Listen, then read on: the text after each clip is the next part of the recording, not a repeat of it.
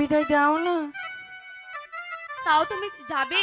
আমি জান, আমি তোমাকে কথা দিচ্ছি, আমি সখীদের নিয়ে যাব আর আসব।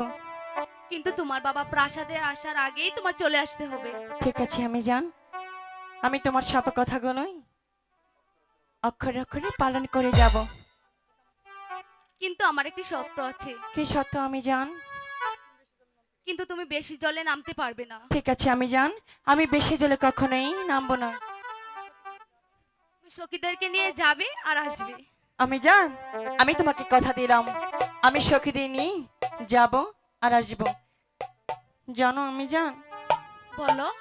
আরেকটি কথা বলার ছিল। বলো। বলো তুমি দিবি? তুমি বলে দেখো না আমি দেই কিনা। আমি জান, তোমাকে দিয়ে বিশ্বাস নেই, তুমি বলো 3 সত্যি তারপর বলবো। 1 সত্যি, 2 সত্যি, 3 সত্যি।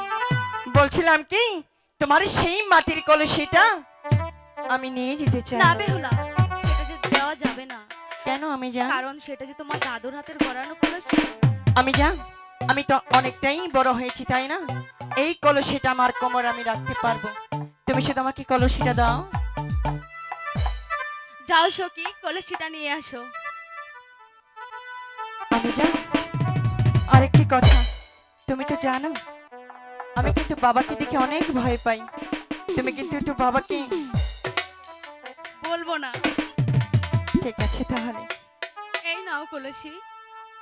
জানো আমি জান, তুমি কত ভালো, আমাকে তুমি কত ভালোবাসো, আমি যা চাই তুমি শুধু তাই দাও। সখী, আমি জানকে একটু আদর করি তাই না? জানো আমি জান, তোমাকে একটু আদর করতে মন চাচ্ছে, একটু আদর করি। করো। দুষ্ট মেয়ে। জানো আমি জান, তাহলে আমি সখীদি নিয়ে যাই, তুমি তাহলে প্রাসাদে চলে যাও। আচ্ছা ঠিক আছে।